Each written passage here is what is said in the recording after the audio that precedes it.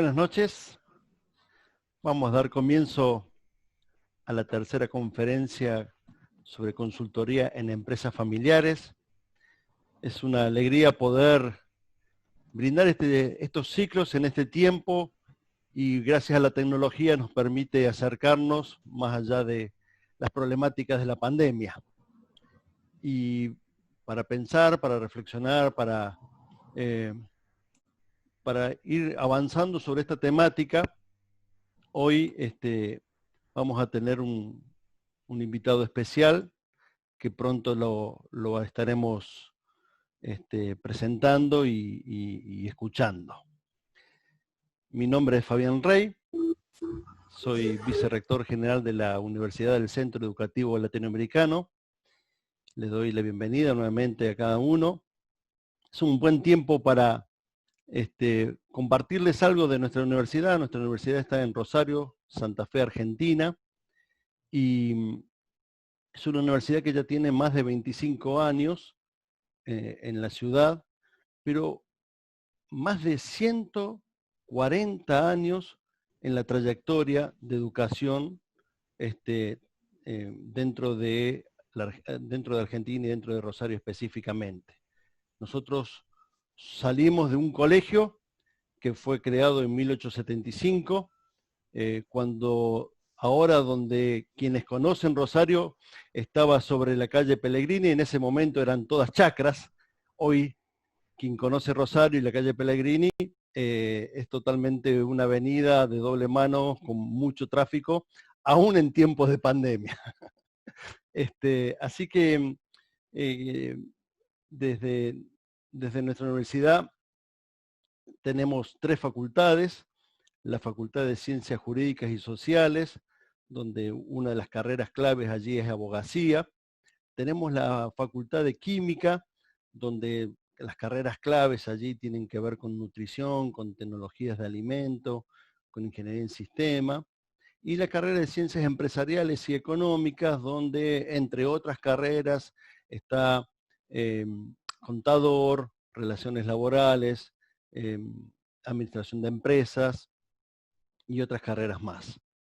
Dentro del marco de la Facultad de Ciencias Empresariales y Económicas es que tenemos esta diplomatura en consultoría en empresas familiares, y es el lugar que nos aloja dentro de la unidad académica de la universidad.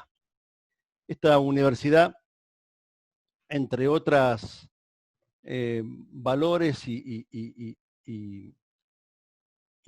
fuerza de misión, tiene no solamente la formación de profesionales, sino específicamente contribuir a los gestos no solamente responsables, sino comprometidos y solidarios desde la profesión que va a ejercer.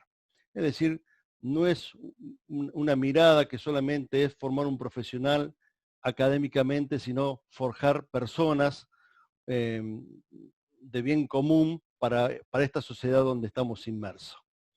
Un desafío que es mucho más fácil decirlo que hacerlo, pero es justamente, me parece que es el ideario que tenemos fuertemente introducido dentro de nuestra universidad y que de alguna manera queremos ir dejando esas huellas en cada una de las personas que pasan por cualquiera de las actividades que desarrollamos habitualmente en nuestra universidad. No quisiera entretenerlo mucho más con esta parte y queremos ir más a lo que hemos sido invitados, para lo cual le voy a pedir a Valeria que pueda hacer la presentación adecuada de nuestro conferencista y darle lugar a ella. Bueno, buenas noches a todos, gracias Fabián. Bueno, mi nombre es Valeria Quaglia y formo parte del equipo organizador de la Diplomatura Universitaria en Consultoría de Empresas Familiares. Y quería contarles un poco quiénes nos acompañan en la conferencia de hoy. Está con nosotros acá Jorge Pechinitos, que es empresario, es contador público, con un máster en Administración de Empresas, es presidente de Automotores y Maquinarias AECA, de Automac. Es una empresa paraguaya con presencia de 59 años como concesionaria oficial de John Deere, Citroën y Peugeot, y distribuidor de Michelin. Es síndico de la Cámara Nacional de Comercio y Servicios de Paraguay, Fue presidente de la Bolsa de Valores y Productos de Asunción S.A., expresidente de Fénix S.A., de Seguros y Reaseguros. Y Jorge, bueno, ha atravesado el proceso de la consultoría, el proceso de la sucesión y de la transmisión generacional desde adentro. Él lo vivió en carne propia, en primera persona.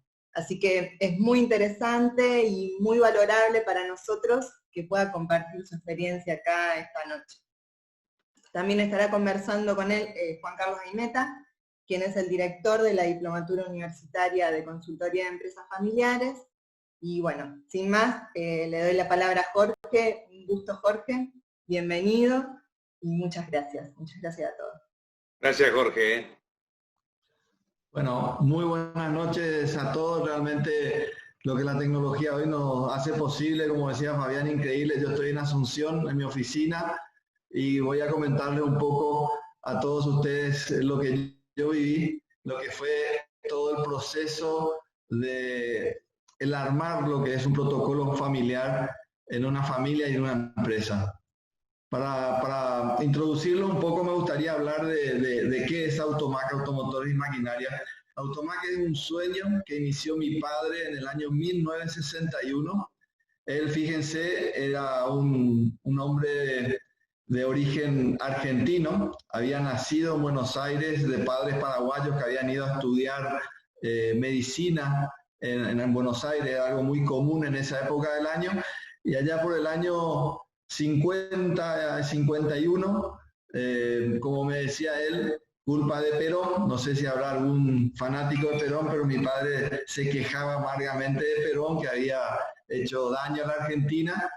Decide y se ve obligado a migrar a Paraguay, donde tenía familiares y gente conocida, siendo ya gerente de una empresa que estaba constituida en Argentina y que también mudó su razón social y su industria a Paraguay.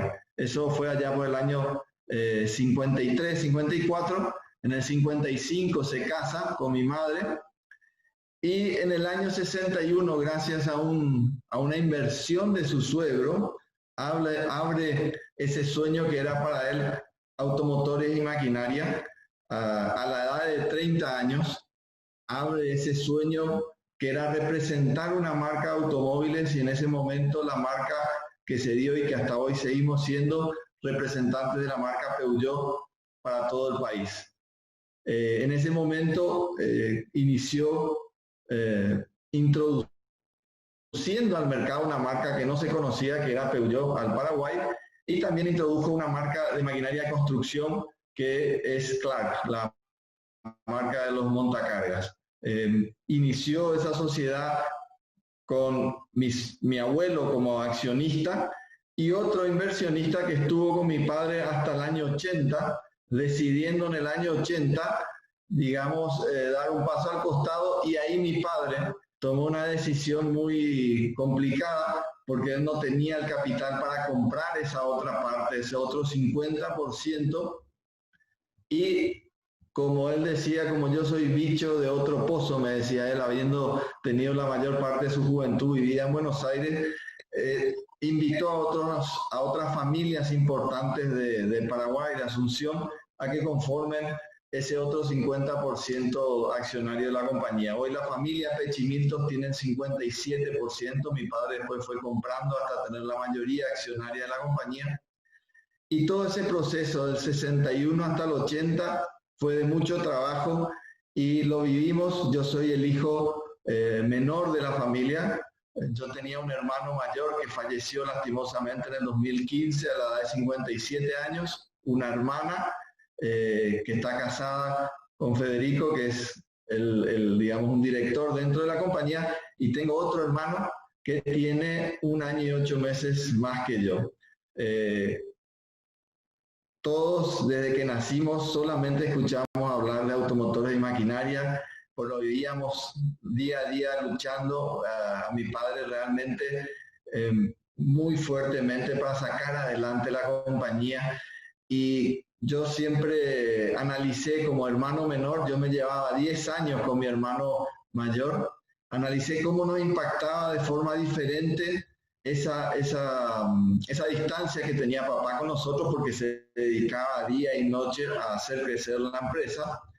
Y, por ejemplo, en mi hermano mayor creo como una competencia quizás de él quererlo superar a mi padre de alguna manera. Mi hermana buscaba esa imagen con la persona que quería casarse o formar una familia porque veía lo caballero que era mi padre, lo dedicado a trabajar honestamente y a la familia que era. Y mi hermano mi hermano mayor, perdón, el tercero, de alguna manera sintió mucho la falta de su padre.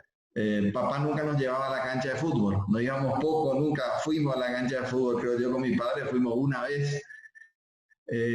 No nos llevaba mucho al cine porque él trabajaba realmente de lunes a domingo tras esa empresa y tras ese sueño que él tenía día y noche. Eso lo llevó a ser un empresario muy exitoso y reconocido tanto a nivel nacional como internacional. Tengo el orgullo de poder decir que mi padre recibió 2 condecoraciones del gobierno francés muy importantes por el desarrollo de marcas francesas en el extranjero. Él comenzó con Peugeot, como les dije, luego fue sumando Clever, que era una marca de neumáticos francesa que fue comprada por Michelin, entonces nos volvimos representantes de Michelin. También representa la marca Citroën a partir del año 85, cuando Citroën, que tenía un distribuidor en Paraguay, se funde, le deja un mono, como decimos nosotros los latinos, a Citroën, y la gente de Peugeot que había comprado la marca Citroën le da a mi padre la marca Citroën también para representarlo en Paraguay. También la marca Kuhn, que es una marca de sector agrícola también importante, también de origen francés. Entonces ese involucramiento con marcas francesas hizo que realmente mi padre sea reconocido a nivel nacional e internacional. A lo largo del tiempo, todos veíamos como algo, digamos, sí o sí trabajar en la empresa familiar. Mi hermano mayor a los 18 años ya estaba aquí trabajando con mi padre. La empresa eran unos 50 personas nada más. Y el amor que le poníamos todos a la empresa hacía realmente que el centro de atención de toda la familia era la empresa. Era lógicamente el comentario de todos los domingos en el almuerzo, era la empresa. Lógicamente todo ese proceso en cada uno de nosotros lo vivimos de manera diferente. Algunos vieron la posibilidad de formarse, otros querían ya de entrada a trabajar en la empresa y dedicarse a la empresa de lleno y ayudarlo a papá a desarrollar ese sueño que tanto quería y, digamos, no tuvieron el momento o el tiempo para la formación. Creo yo que tuve la ventaja de ser el último y nadie nace sabiendo cómo ser padre. Y mi padre conmigo hizo muchas cosas que no había hecho con otros. Por ejemplo, no me admitió en la empresa familiar.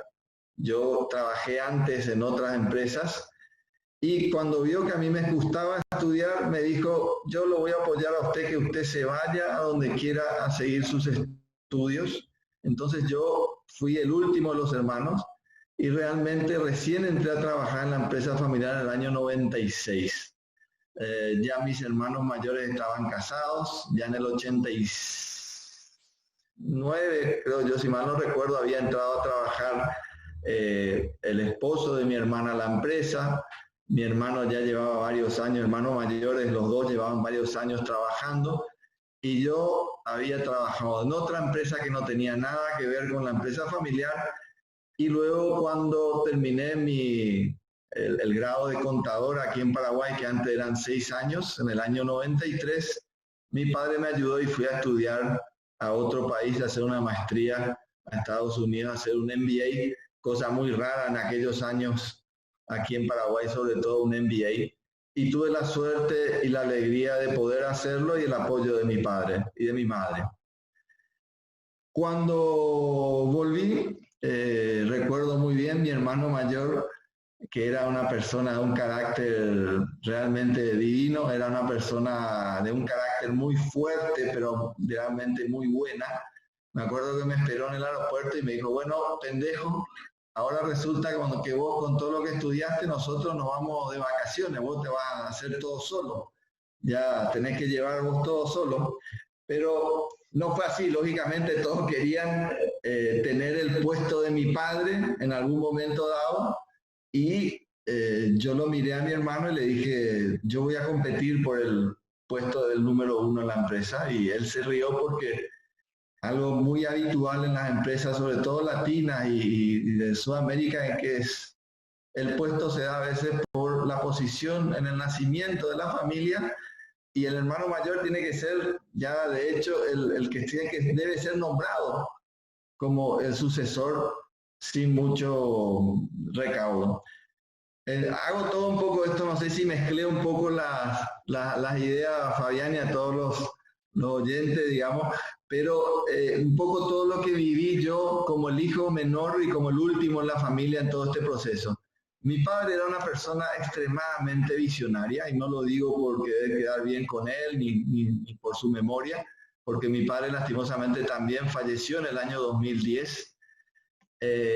Tenía esa inquietud de saber cómo proceder en todo el tema de la sucesión familiar. Y él en el año 98, cuando no se escuchaba todavía nada de la empresa familiar, y sobre todo aquí en Paraguay, cayó en sus manos, no había internet tampoco, cayó en sus manos una invitación para participar en un seminario de empresas familiares en la Universidad Adolfo Ibáñez en Chile, y él decidió pagar eso, que era bastante caro, y nos envió a los 3 hermanos, e iba a ir Federico también, que era el esposo de mi hermano, y los 4 ya trabajando en Automás como directores, y Federico no pudo ir. Fuimos nosotros, y ahí fue la primera vez que escuché el concepto del protocolo familiar. En ese momento volvimos con toda esa formación, una formación muy buena.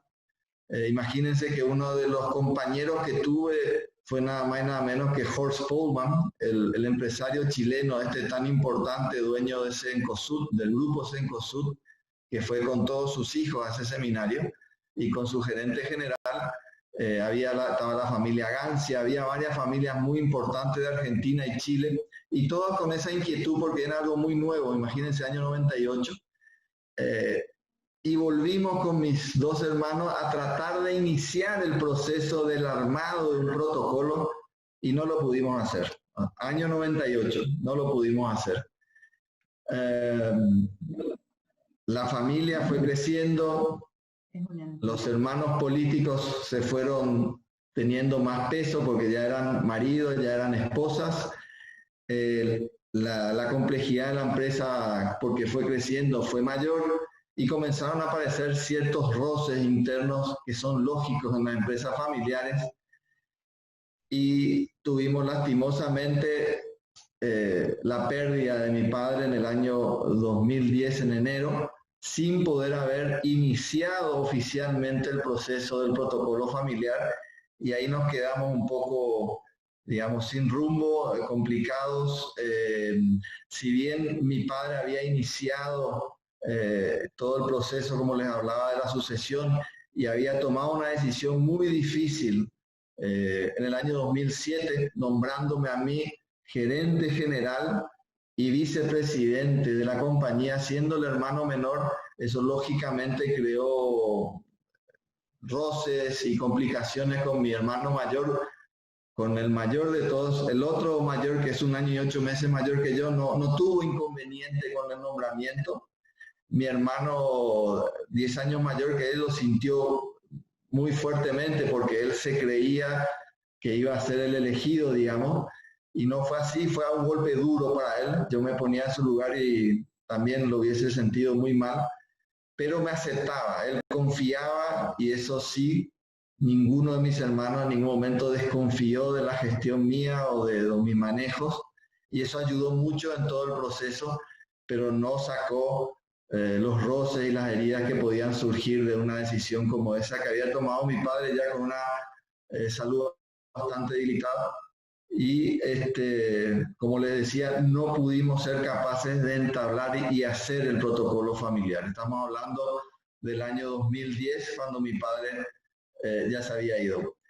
Quedamos como directores, la empresa ya en ese entonces comenzaba ya a tener el formato que hoy tiene, porque hoy Automac es una empresa de 330 personas, tiene 4 divisiones bien marcadas, una división de automóviles con Peugeot y Citroën, una división de neumáticos con Michelin, BF Goodrich y Uniroyal, una división agrícola con John Deere y una división de construcción con Clark, Komatsu y Bomac, estando en 4 diferentes áreas de la economía, y eso hace llevadera la situación en diferentes situaciones económicas.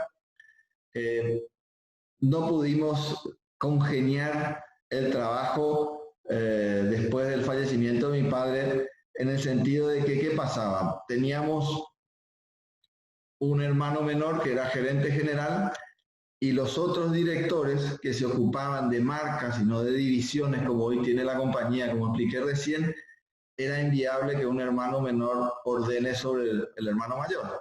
Y era muy complicado el proceso de lo que se vivió. Hasta que en el año 2012 fuimos un poco de una manera embretados por la marca John Deere, puedo hablarlo sin problema porque fue así, a que, digamos, desarrollemos un protocolo familiar que sea realmente un proceso que haga una salvaguarda de la compañía en futuros inconvenientes que pudieran encontrarse en el camino, digamos. Entonces, estaba buscando los mails y nosotros participamos del 10 al 12 de octubre del 2012 de una charla en Puerto Madero, donde nos hablaron sobre la importancia del protocolo familiar y sobre la obligatoriedad de este documento si queríamos seguir siendo dealers de John Deere, que en este momento y en aquel momento también significaba más del 50% de la facturación de la compañía. Lógicamente no tuvimos opción, Fabián, de hacer ese protocolo y de entablar procesos para armarlo. Puedo decir que la familia entendió la necesidad, y ese proceso que se habilitó en el 2012 se terminó el 28 o el 27 de marzo del 2015 con la firma de ese protocolo familiar, que como ustedes no sé si saben, pero lo realizamos con Juan Carlos, que fue todo un logro. Fueron 2 años, 3 meses, 1 semana y 3 días de idas y vueltas. No es algo fácil. Cuando Juan Carlos me comentó de esta charla, a todos los que están escuchando, que entiendo que quieren, digamos, entrar en el proceso de ser consultores, es algo muy complejo. Les puedo decir algo, hasta me emociono, aunque es muy difícil que ustedes puedan ver mi emoción a través de la pantalla. Nosotros firmamos el 28 de marzo del 2015 el protocolo, y el 11 de abril del 2015 mi hermano mayor falleció. Ese protocolo incluía una serie de puntos con relación al fallecimiento de alguno de nosotros, y una de ellas, por ejemplo, es qué pasa con la viuda, ¿verdad? ¿Qué ingresos tiene la viuda? Eso estaba contemplado, y realmente fue muy importante para la viuda poder tener esa tranquilidad de tener eso en salvaguarda, digamos, ¿verdad? Realmente uno nunca, cuando comienza a hablar de estos temas, uno se siente lejos o siente que es de otra persona, y todo este proceso al cual ustedes quieren, digamos, desarrollar su labor profesional es muy complejo. Hay mucho dolor, hay muchas veces sentimientos encontrados, es un proceso tedioso, es un proceso que nos duele, es un proceso que nos demuestra ciertas limitaciones del ser humano, porque realmente lo único seguro, como decía mi padre, es que todos vamos a morir algún día. Cuándo y cómo no lo sabemos, pero todo este tema del protocolo familiar ayuda a que varias cuestiones que aparecen en la familia y dentro de eso el fallecimiento puedan, digamos, realmente atenderse, hablarse, buscar las mejores soluciones de común acuerdo, y es un proceso largo, no es un proceso fácil. Habrá familias que lo terminan más rápido, habrá familias que lo terminan más lento. Mi padre, como le decía hace un rato, era un incansable buscador de soluciones para la sucesión y para la subsistencia de la compañía. Él, como no conocía lo que John Deere nos mostró a través de un profesional que pueda ayudar en el sistema, buscó la ayuda de una persona que creo que muchos de ustedes lo conocerán, que no era una persona dedicada al tema de empresas familiares, pero era una persona dedicada al tema conflictos, que falleció hace un tiempo, una gran persona, no sé si lo conocen, Enrique Fernández Longo, que publicó más de un libro en la Argentina y era reconocido como una persona, digamos, en el área de resolución de conflictos. Parte del proceso del protocolo existen conflictos, pero no es lo principal, ¿verdad? Entonces, él no fue una persona que pudo ayudarnos a desarrollar el protocolo familiar.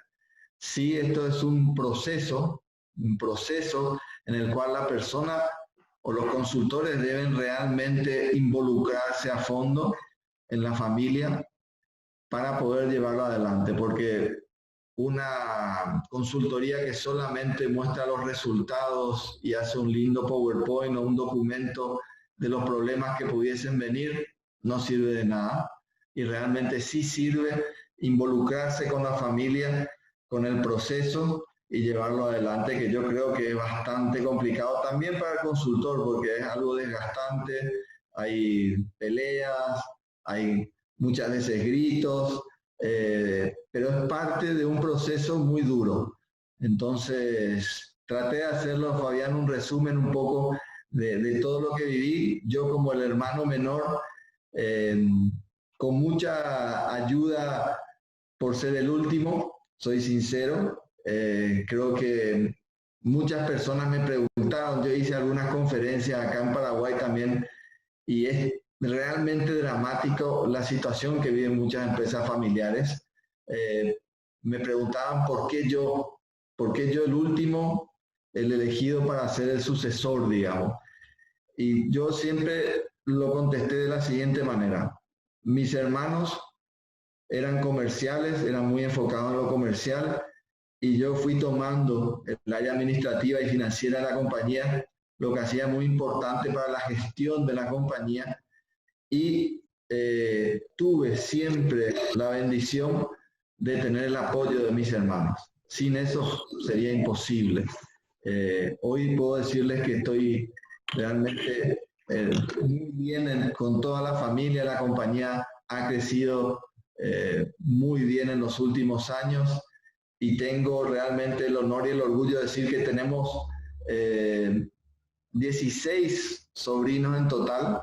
Ni uno de ellos está trabajando en la empresa porque el protocolo lo establece y establece sus mecanismos, y todos ellos son, los que están en edad de trabajar, son excelentes profesionales en empresas fuera del ámbito familiar, y realmente han marcado una historia excelente. Cada uno de ellos está con una posición espectacular.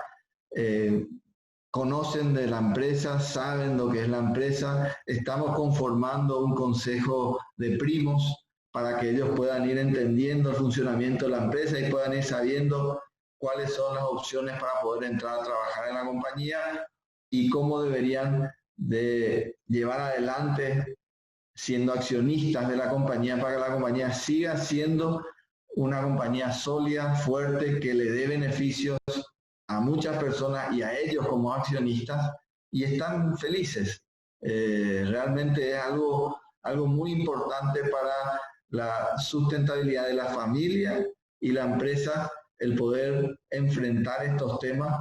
Y si ustedes están decididos a encarar esa profesión, los aliento. Creo que en líneas generales en nuestros países latinos, las empresas somos países jóvenes. La mayoría de las empresas son familiares, la mayoría de las empresas tienen estos problemas y necesitan de la ayuda de personas que les ayuden a vivir el proceso y hacer el proceso. Yo no creo que exista ni un fundador que quiera ver sus esfuerzos que vayan por la borda, ni sus familias peleadas. Y eso es muy importante y es el foco principal que creo yo, todos ustedes, Fabián, lo tienen, ¿verdad? Yo no sé si hay alguna pregunta o alguna consulta. Bueno, ahora viene Juan Carlos, creo yo. Bueno, no sé si me están escuchando bien. ¿Hola? Bueno, Perfecto, gracias, sí. Jorge. Muchas gracias. Les quería proponer a los presentes que si tienen ganas de hacer alguna pregunta a Jorge, la vayan canalizando por el chat, que la gente en el equipo las va a ir juntando y se las vamos a hacer llegar a Jorge ahora nomás, dentro de un momentito. Así que está hecha la invitación. Bueno, Jorge, de alguna manera un poquito lo dijiste ya, ¿no? Pero ¿qué fue lo que te hizo, o lo que les hizo despertar a la necesidad de arrancar con un proceso de este tipo e invitar a un consultor a colaborar? ¿Cuál fue el detonante? ¿Cuál fue lo que...? Bueno, realmente creo definir en dos tipos de, digamos, de eventos que nos llevaron a tomar esta decisión, ¿verdad? Algunos internos, que era la complejidad o es la complejidad que fue surgiendo con los chicos, así como todos somos padres y decimos algo que yo lo escuchaba decir a mi padre, que es, hoy que soy padre, le doy la razón: hijos chicos, problemas chicos; hijos grandes, problemas grandes. Es exactamente lo que ocurre en una familia. En una familia que se hace más grande, hay problemas más grandes. Cuando los chicos se casan, cuando los chicos, digamos, tienen familia, cuando los chicos están acostumbrados a un nivel de vida que llevaban adelante con papá y mamá y ahora ya son un matrimonio separado y quieren llevar ese ritmo de vida, son los problemas que aparecen, son las situaciones que pueden llevar a problemas dentro de una empresa familiar. Es importante entender que una familia puede tener un estándar de vida, que el chico que ingresa a trabajar tiene que comenzar de abajo, porque no puede comenzar de arriba, porque si comienza de arriba probablemente se caiga y se caiga mal. Entonces yo definiría problemas internos, que es la familia, los chicos que crecen y que aparecen problemas lógicamente diferentes, y los problemas externos, como el que yo mencioné, en el cual una empresa como la nuestra, que representa empresas multinacionales importantes, exigen, y esto lo estoy viendo cada vez con más frecuencia. Por ejemplo, entiendo y sé que Fiat en el Brasil impuso a sus dealers más importantes el protocolo familiar. Aquí yo sé que la gente de Caterpillar le impuso el protocolo familiar al representante local, y así creo yo que varias empresas multinacionales entienden de que a la vez que invierten en el dealer y lo desarrollan, hay una inversión muy grande que no la quieren perder. Entonces exigen este proceso y este cuidado de las empresas. Bien.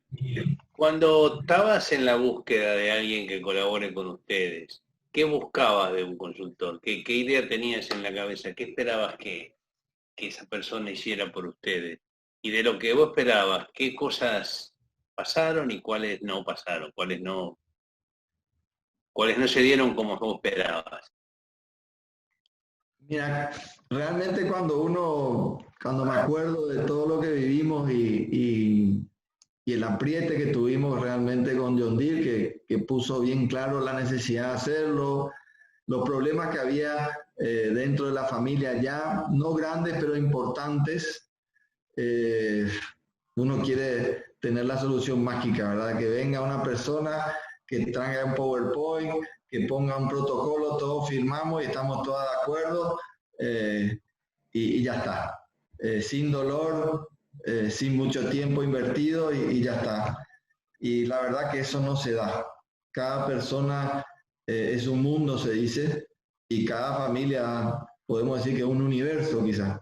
Entonces realmente es complicado y uno espera de que aquel consultor le traiga un tamaño sirve para todo, ¿verdad? Y no es así. Tenemos que trabajar, entonces en la medida que comenzamos el proceso, sí nos gustaba el poder preguntarle al consultor que nos traiga ejemplos, no hablando de detalles cholulos de otras familias, sino de cómo resolvieron problemas similares en eventos similares, ¿verdad? Realmente lo más importante para nosotros era entender cómo llevar adelante este proceso de una manera, digamos, sabiendo de que en esencia los problemas de una empresa familiar grande, chica, mediana, muchas veces se repiten y la experiencia de un consultor es muy importante en todo este proceso. Muy bien. ¿Qué descubrieron que no esperaban encontrar? ¿Qué te ayudó la reunión, la pregunta, el estilo así, digamos, preguntón, a descubrir que no sabías? ¿Qué apareció durante el proceso inesperadamente?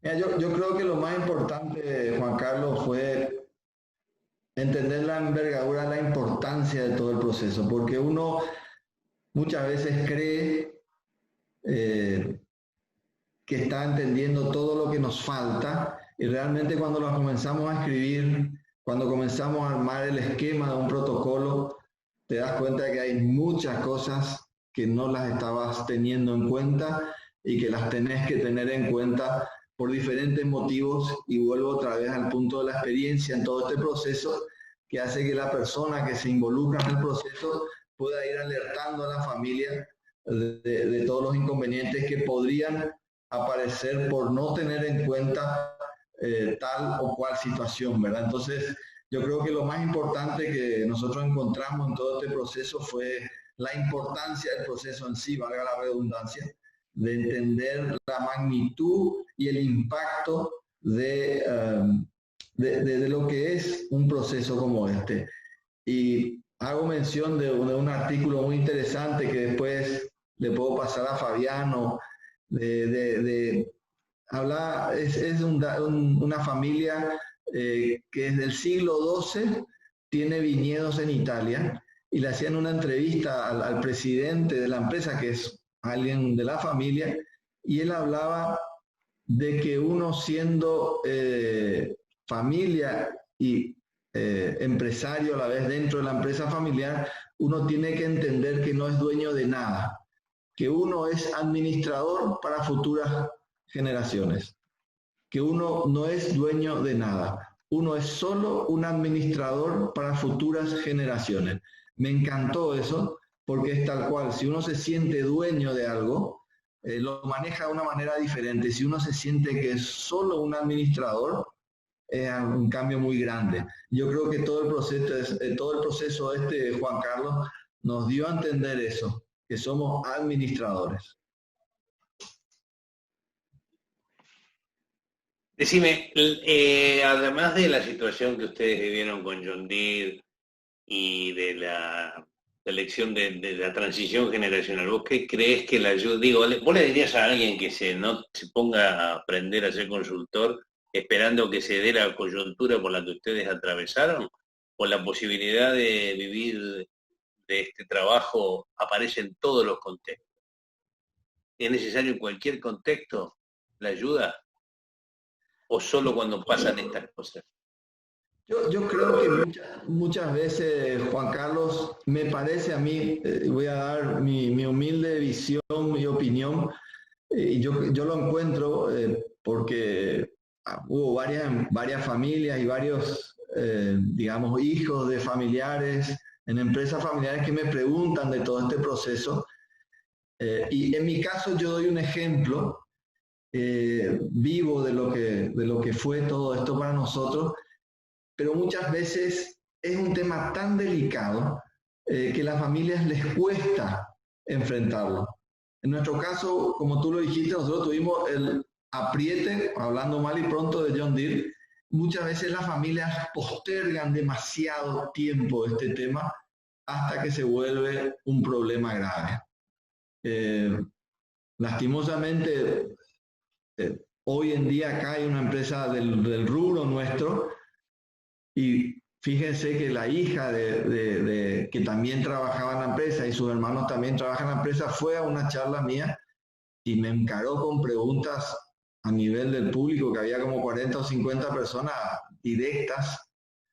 Hoy esa empresa está con serios problemas por no haber atendido y enfrentado este tema del tratamiento de un protocolo familiar o de un esquema de manejo de la empresa familiar. Entonces muchas veces realmente no sé qué consejo darles a ustedes como profesionales para poder dar a entender ese problema a las empresas familiares, porque yo creo que es un tema que muchas veces los fundadores o los emprendedores que hacen una empresa y se la quieren dejar a sus hijos, postergan indeterminadamente este tema y no lo enfrentan por el miedo a causarle daño a alguno de sus hijos. Es un tema muy complicado.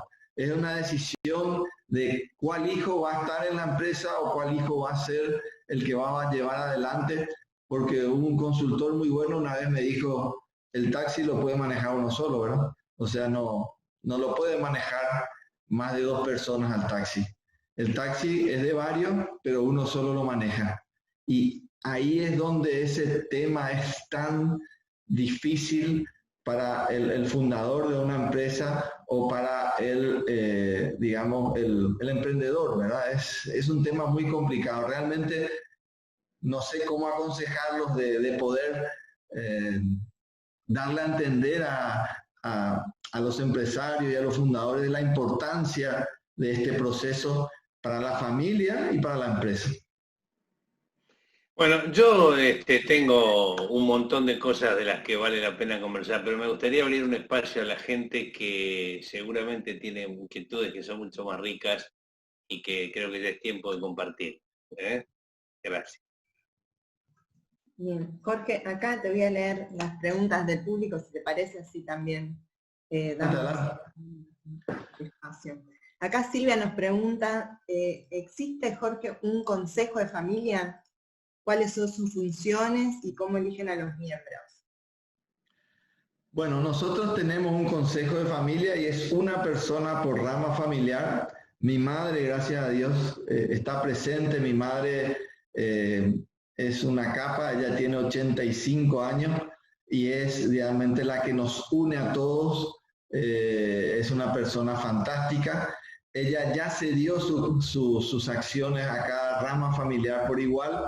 Nosotros en este momento estamos firmando el acuerdo de accionistas también entre las 4 ramas familiares y el Consejo de Familia decide básicamente un poco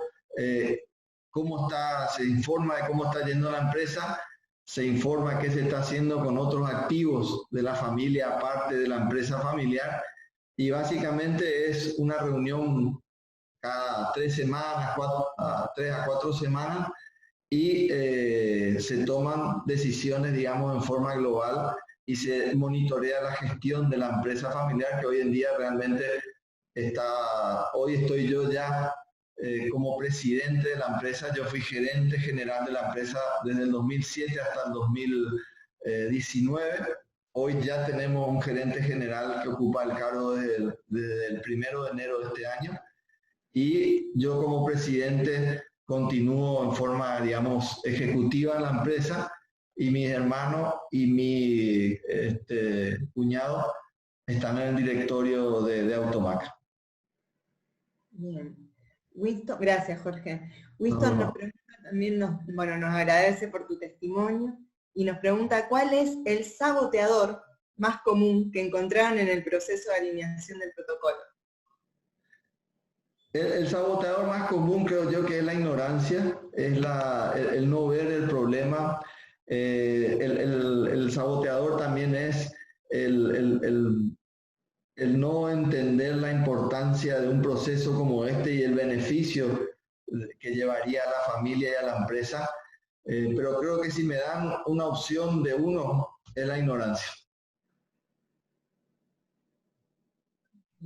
Gracias. Amanda, nos saluda, buenas noches a todos, y pregunta si tuvieron asistencia psicológica durante el proceso de hacer el protocolo. La verdad que no la tuvimos y hubiese sido interesante. Yo creo que muchas veces ni una familia, como decía, es igual y ni una persona es igual y cada familia puede ser un universo y cada familia o cada persona vive diferente este proceso. Realmente no lo tuvimos y quizás hubiese sido interesante porque hubo mucho desgaste. Cuando la empresa, como les decía, fue creciendo, comenzaron a aparecer roces y hubo momentos complicados entre mis hermanos mayores. Y realmente no hubiese estado de más un apoyo psicológico, porque no lo tuvimos. Gracias. Roberto nos pregunta, ¿quiénes participaron en la elaboración del protocolo? ¿Si los hermanos socios solamente o los parientes políticos también? En la primera etapa, digamos, que fue el entender que era un protocolo familiar, participaron todos. En la elaboración del mismo participamos solamente los hermanos y en cierta manera mi madre, pero muy poco. Pero fuimos básicamente los 4 hermanos que llevamos adelante el protocolo hasta la firma del mismo. Bien, muchas gracias. La verdad es que es súper interesante las preguntas que nos dejaron en el chat, digo, y estamos tomando un poquito de tiempo, pero no hay problema. No queremos perder ninguna. Acá también preguntan si podrías mencionar, Silvia, pregunta si podrías mencionar un par de temas de los que más te importan y constan en el protocolo familiar de tu familia. Bueno, yo creo que un tema importantísimo, y esto les voy a contar una anécdota, porque mi ídolo, y tengo la suerte de habérselo dicho en vida, mi ídolo desde que era muy chiquito hasta que fui muy viejito, fue mi padre, porque tenía un carisma, una visión increíble. Era una persona de un carácter espectacular, amable, muy inteligente y muy visionario.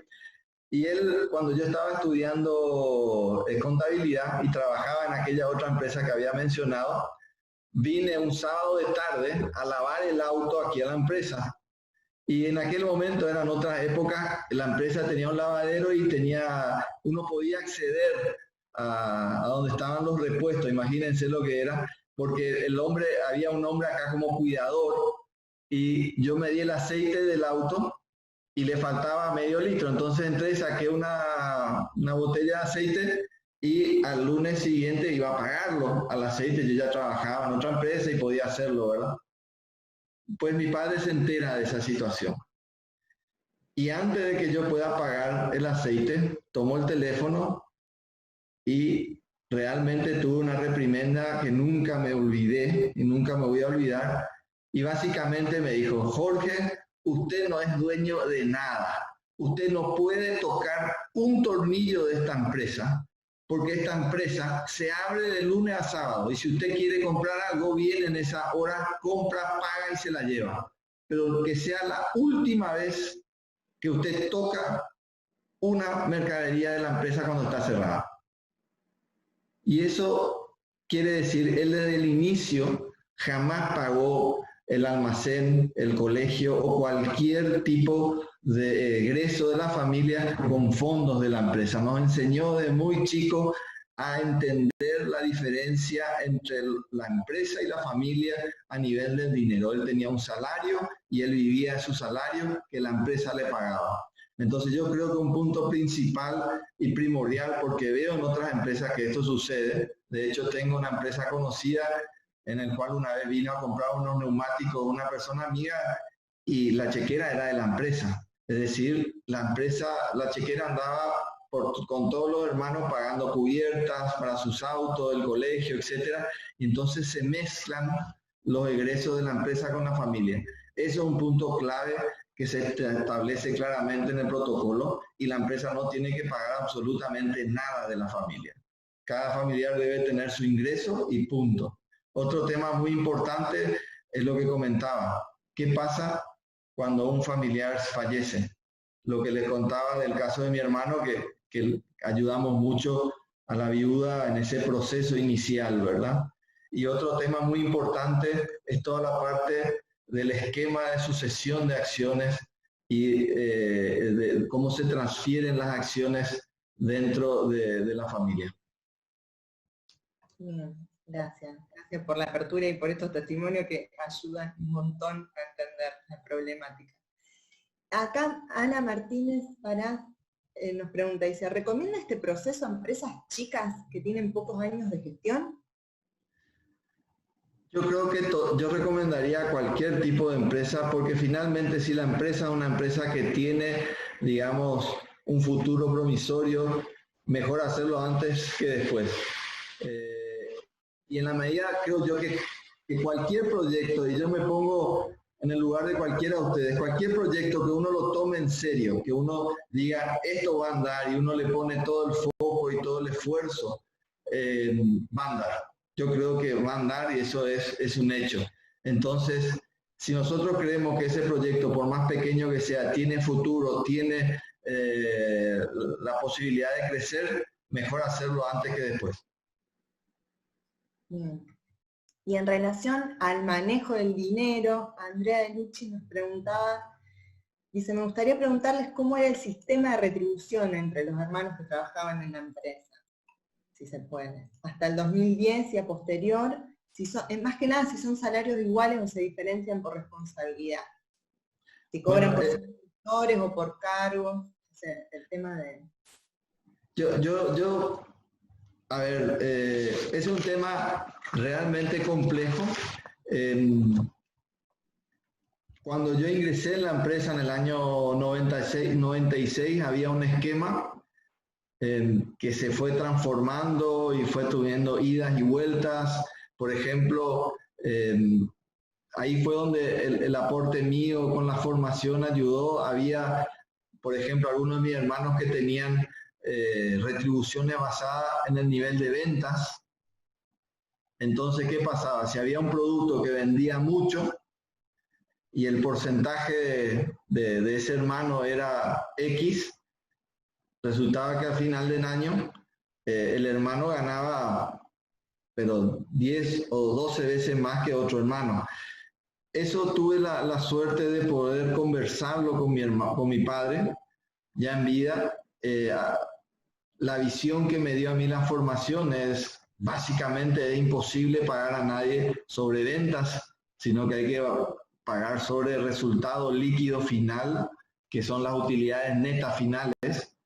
Y comencé a plantearle esas transformaciones y a conversar con él de esos temas, y él tomó la decisión de modificar, ir tratando de igualar, hasta que finalmente establecimos un esquema de salarios iguales y de un porcentaje sobre la utilidad final de la compañía.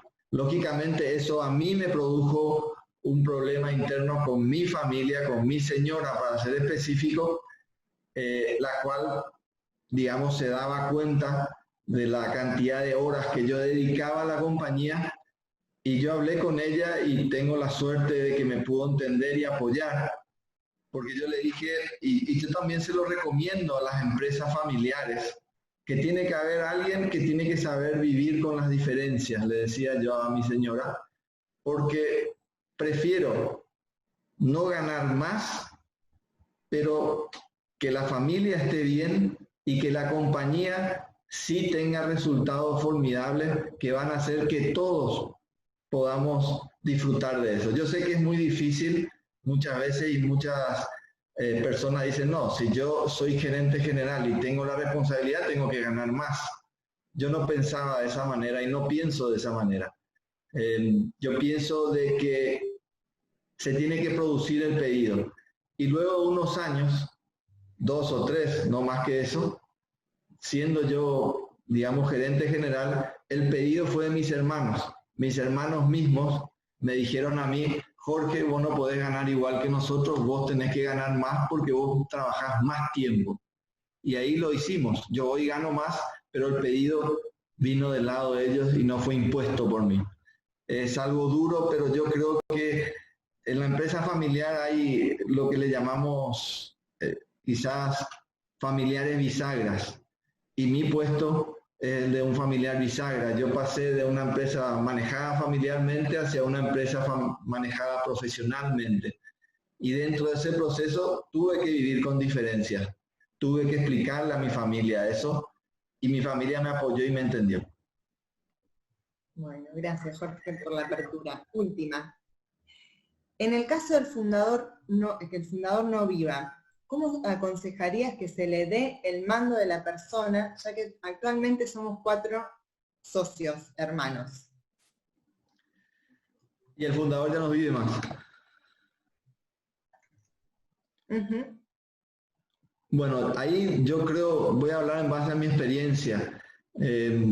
Cuando mi padre, el fundador, estaba vivo, yo como mis hermanos no les interesaba mucho la parte administrativa, a mí sí me apasionaba, me apasionaba, digamos, a mí me dicen, ¿por qué estudiaste administración? Yo soy contador, pero después hice una maestría en administración, y yo le contesto a las personas porque a mí me gusta crear, y no creo un producto, pero creamos organización, creamos crecimiento, creamos personas que entran a la empresa.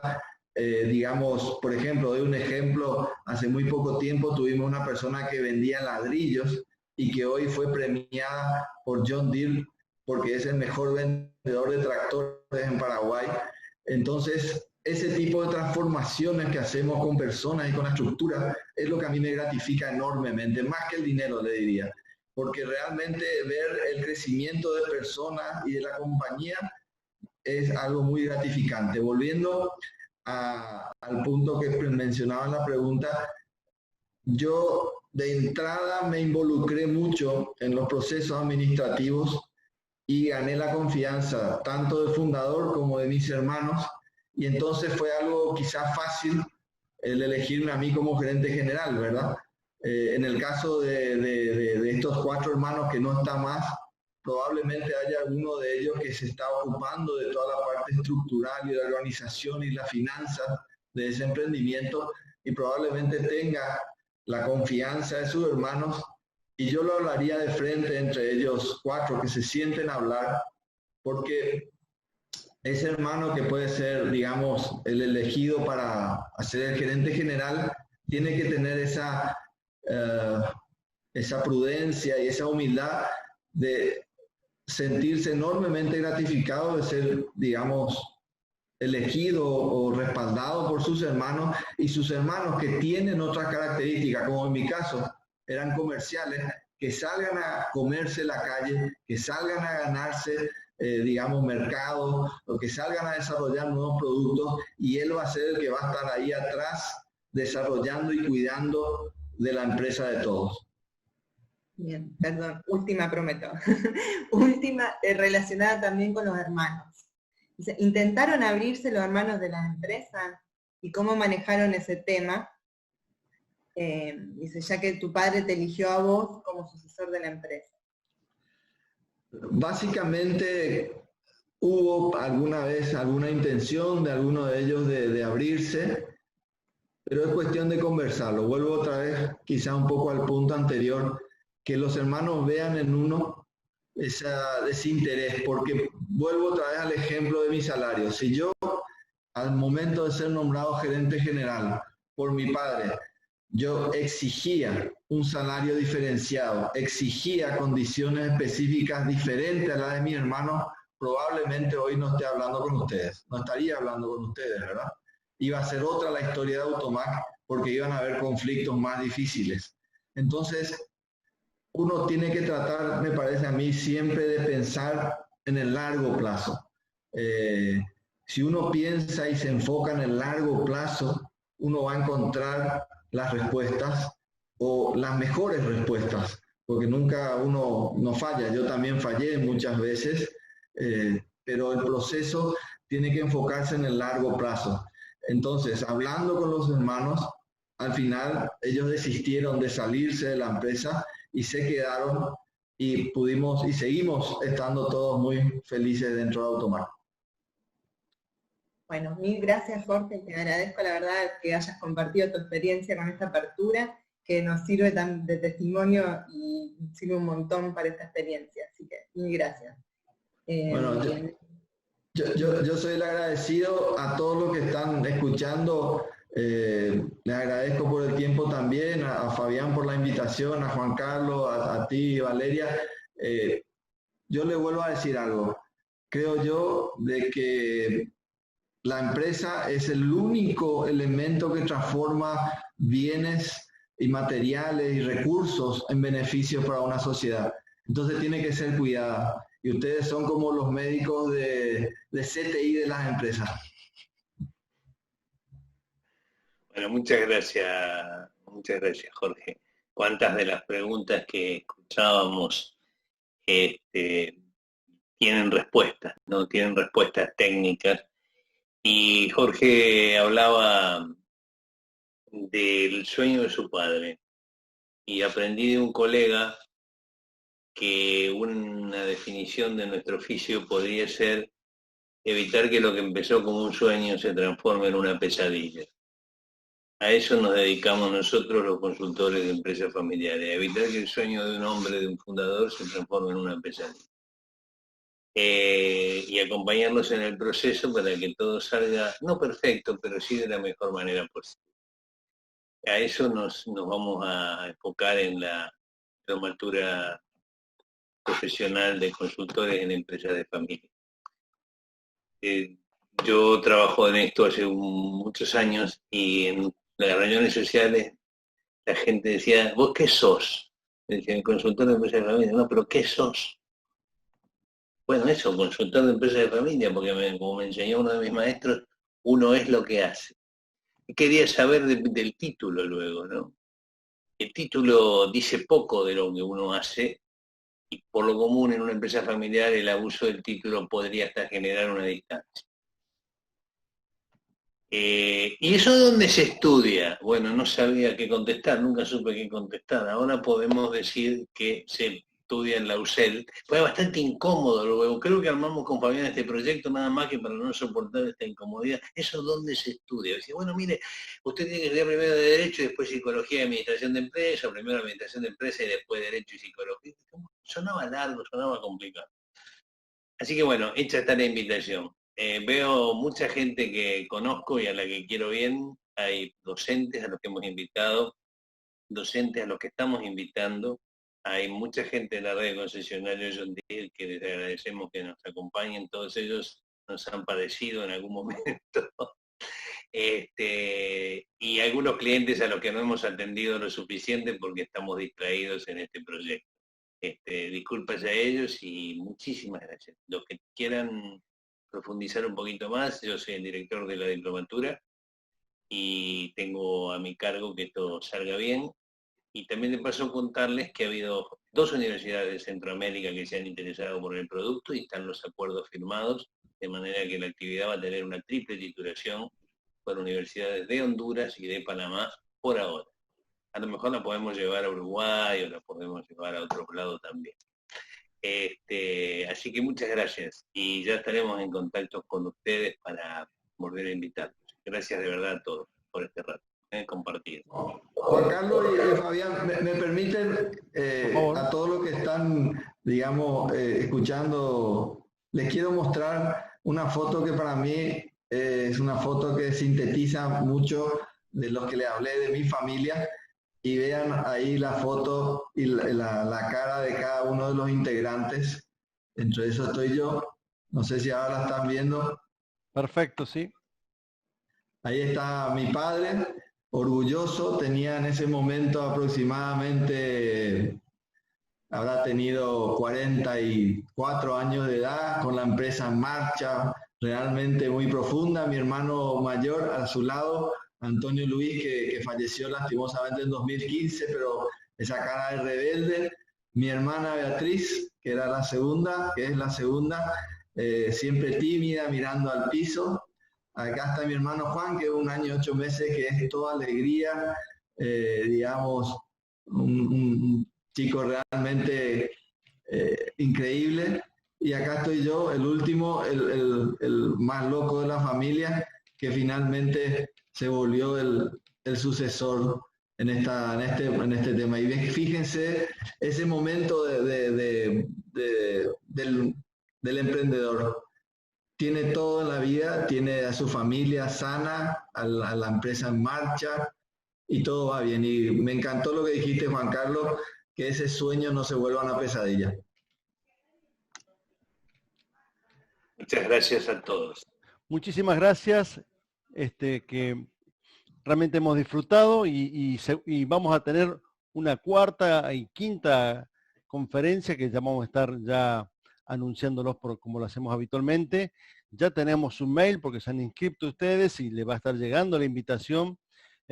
Nuevamente, muchas gracias, Jorge. Tu testimonio ha sido muy claro y apela mucho, digamos, a las empresas y apela mucho al consultor o a aquellos que desean ser consultores. Así que espero que haya sido de provecho para todos y le damos las buenas noches. Muchas gracias. Gracias a todos. Muy buenas noches.